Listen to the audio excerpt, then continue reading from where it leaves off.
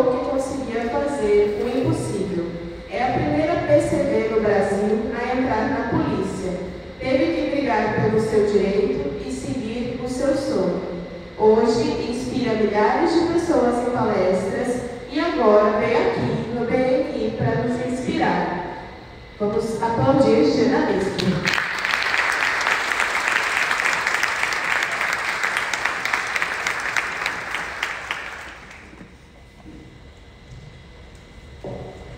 Bom dia, pessoal. Bom dia. Bom dia, pessoal. Bom dia. Agora sim. Antes de iniciar a minha história, antes de contar um pouquinho da minha história para vocês, queria dizer que estou muito feliz de estar aqui. Fui muito bem recebida, assim, logo cedo. Quando o Flávio é um grande amigo meu, também mentor, se tornou mentor assim, de vida e também de palestras. Quando ele me convidou para cá e contou mais ou menos o que acontecia por aqui, já foi, eu disse, ó, vamos, estarei lá, com muita felicidade e estou mais feliz ainda de como eu fui recebida. Então, dito isso, eu queria começar também com uma reflexão. Eu queria que vocês pensassem, refletissem, o que é que trouxe vocês aqui? Qual é o motivo de vocês levantarem da cama todos os dias? Para que vocês lutam? Qual é o propósito de vocês? Vocês têm esse propósito muito bem definido na cabeça de vocês? Bom, eu aprendi o que era propósito num momento da minha vida que era parecendo uma tragédia. Mas, na verdade, foi um momento que eu me transformei e eu descobri o que era realmente o meu propósito de vida. Inicialmente, eu preciso contar para vocês que eu sempre fui muito acelerada. Até quando me perguntaram se eu queria dar palestra sentada, eu disse, eu não consigo ficar sentada, parada, eu estou sempre me mexendo. Apesar da minha deficiência, mas eu não sei o que é ficar parada. E sempre fui assim, desde muito nova. Eu comecei a fazer esporte quando eu tinha 1 ano de idade. Então não parei, eu acho que eu fiz umas 10 modalidades diferentes. E aí, em 4 de outubro de 2013, fazendo esporte, fazendo mais uma das modalidades que eu tentei, eu sofri um acidente.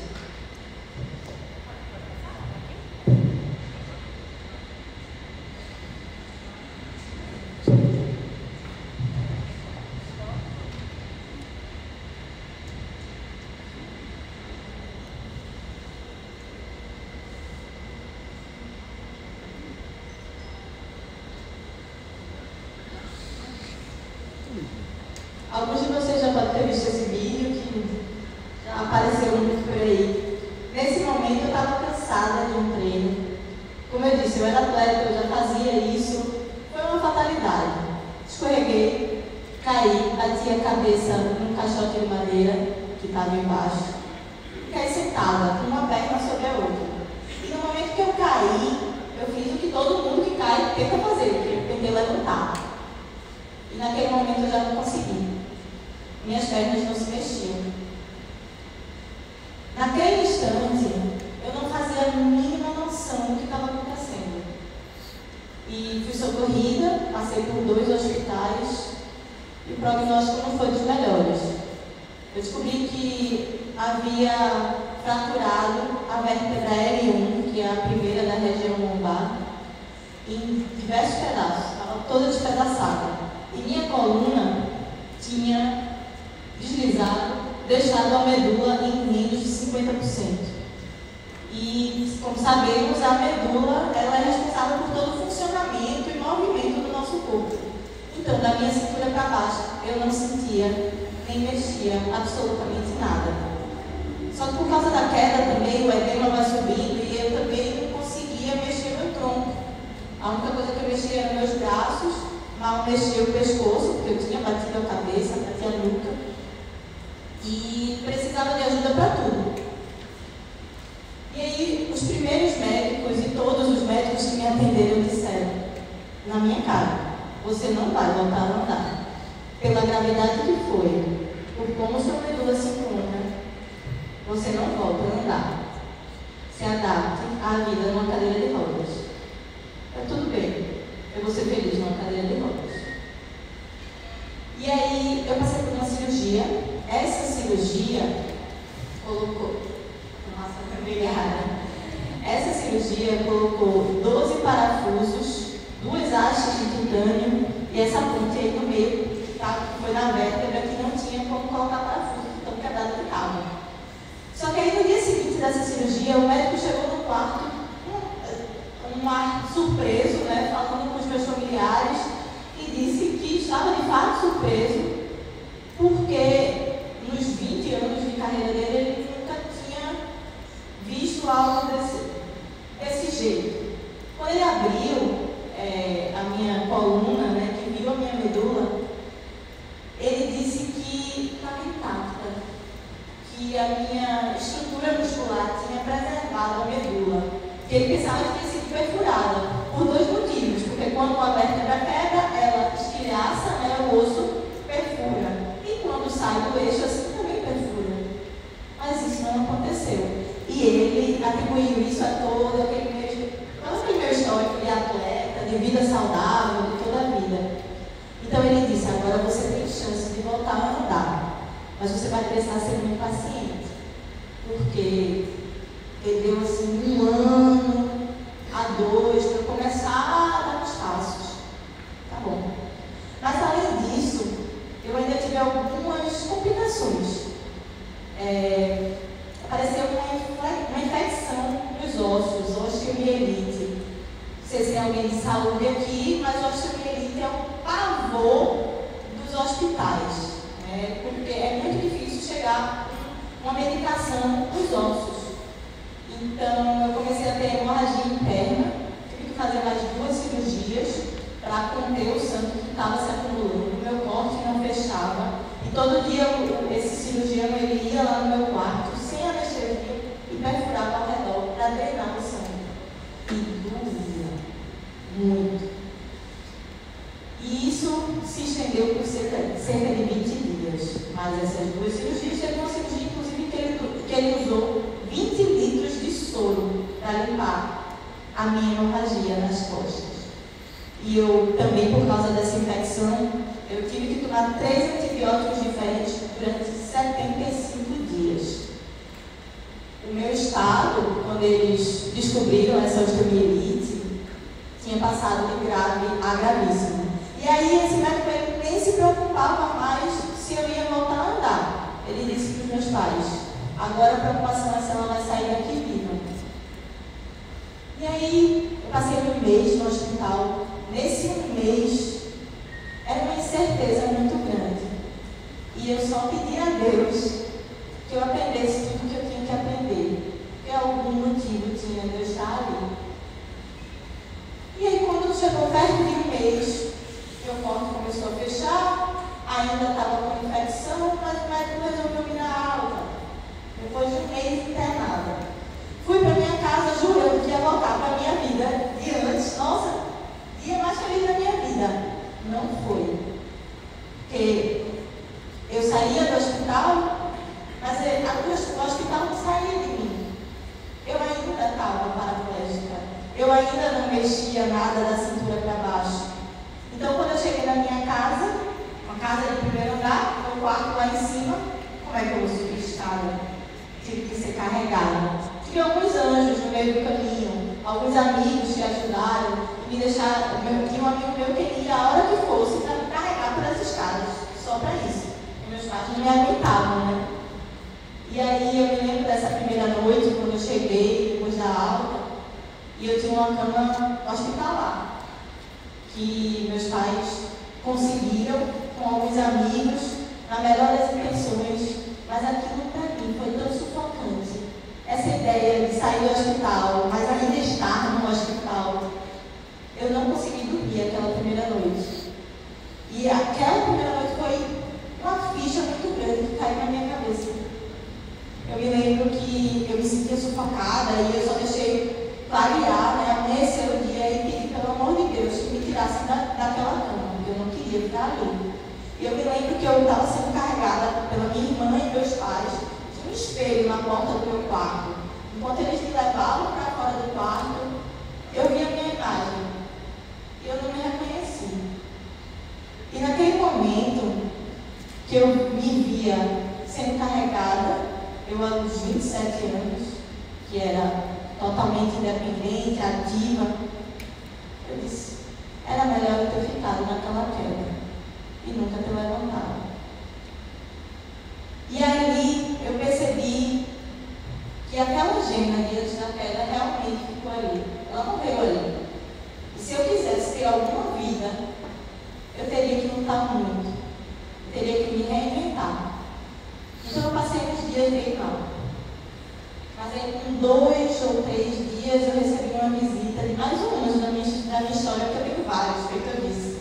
Serginho é um amigo de infância, que ele era formado em fisioterapia, especialista em neurociência, fisioterapia neurofuncional, que era exatamente o que eu precisava.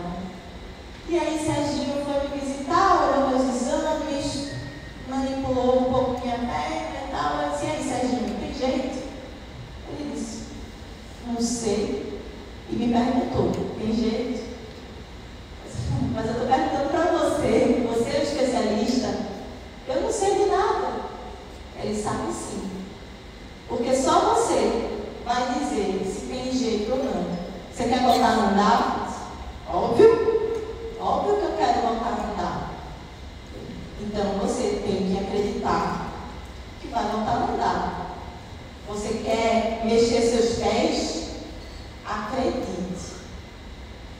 Se esforce.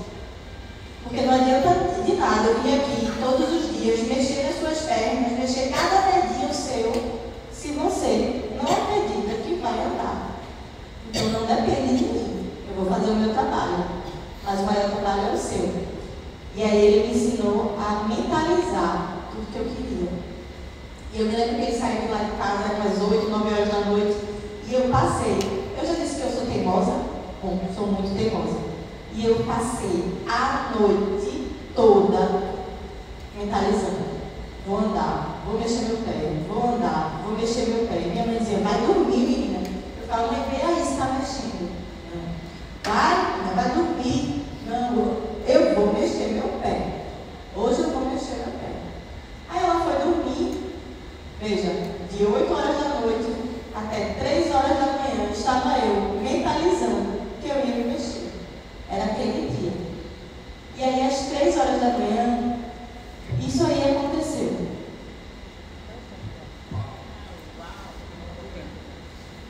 Isso aí foi a primeira vez que meus dedos do pé se mexeram voluntariamente. E eu me lembro que eu senti uma sensação diferente, assim, não um formigamento que falam em filmes, né? A formiga não. Eu senti minha pele esticar. Mas eu não sentia nada disso, tinha um mês. Aquilo ali era algo diferente. Eu me lembro que eu gritei, tá mexendo. E ela já não estava mais acreditando em mim, mas eu estava. Quando ela acendeu a luz, que ela viu isso, aquele momento para mim foi o ponto de virada. Foi ali que eu vi que eu precisava acreditar. Que eu só conseguiria andar, só conseguiria meus objetivos, quaisquer que fossem, se eu acreditasse. Joseph Pilates diz que ele diz que o corpo alcança aquilo que a mente acredita. E esse foi o momento que minha mente acreditou e meu corpo alcançou. E esse momento foi o momento mais feliz da minha vida, foi tão importante que eu tatuei no meu braço, junto com a frase, quem acredita sempre alcança. Que se tornou um hino lá em casa. Todo mundo canta essa música desde o meu acidente, para me fazer acreditar. Porque a partir disso aí, todo mundo acreditou. Mas eu precisei acreditar antes. Mas mexi os dedos e agora? E o resto? Eu me esforcei bastante. E cada dia, o meu fisioterapeuta, Serginho, ele ia de domingo a domingo na minha casa. Era um amigo tanto, é ainda. E aí, todos os dias, era um músculo que acordava. Eu sentia fervilhar à noite, assim. E aí, no outro dia, eu conseguia mexer. E parecia mágica. Era um momento mágico para mim. Foi uma verdadeira aula de com menos de um mês de que eu estava em casa, menos de 2 meses do dia que disseram que eu nunca mais iria voltar a andar, eu dei os meus primeiros passos na varanda da minha casa, junto com o Serginho. Apoiada no pescoço dele, eu arrastei meus pés, mas eu consegui. E aí, poucas semanas depois, eu consegui dar os meus primeiros passos sem apoio nenhum. E eu me lembro de entrar, de andador ainda, na sala do meu cirurgião, o único que acreditou que eu voltaria a andar em 1 ano, 2. E ele olhava para mim assim, incrédulo. Ele disse, mas não era para você estar assim. E ele tinha acreditado que eu ia andar, viu? Bom, ele não sabia a força que minha cabeça tinha, que minha mente tinha. E eu aprendi com isso tudo, eu precisei passar por isso tudo, para aprender que é a minha mente que tem que estar sempre forte. O meu corpo acompanha. E depois disso tudo, eu entendi o meu propósito. Eu entendi que eu sou capaz de sonhar, eu sou capaz de inspirar pessoas, eu sou capaz de realizar sonhos que eu nunca imaginei nem que eu tinha. Disseram que eu nunca ia andar. Eu caí, disseram que eu não ia nem levantar. Eu levantei, eu andei e eu nunca mais parei. Como vocês sabem, como disseram aqui, eu fui a primeira pessoa com deficiência no Brasil a conseguir entrar numa academia de polícia. Eu abri precedente judicial, virei jurisprudência para que outras pessoas pudessem me acompanhar. E hoje eu posso dizer que polícias pelo Brasil todo têm pessoas com deficiência por minha causa, porque eu abri essa porta.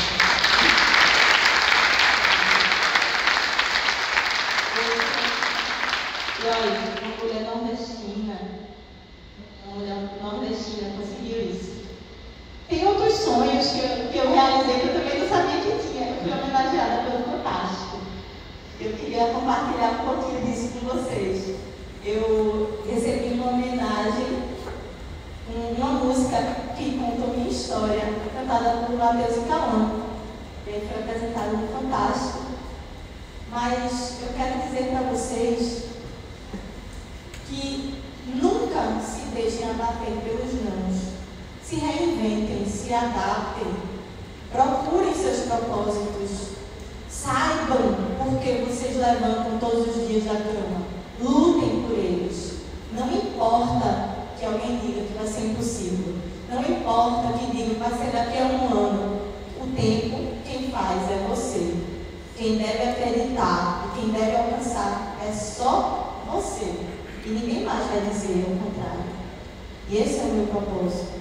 O nome da música que fizeram para mim é Diga para o Mundo. Eu estou aqui dizendo para o mundo, dizendo para vocês, contando minha história, inspirando vocês, para que vocês entendam que a vida vale a pena ser vivida com propósito. Esse vídeo aqui. Muito obrigada.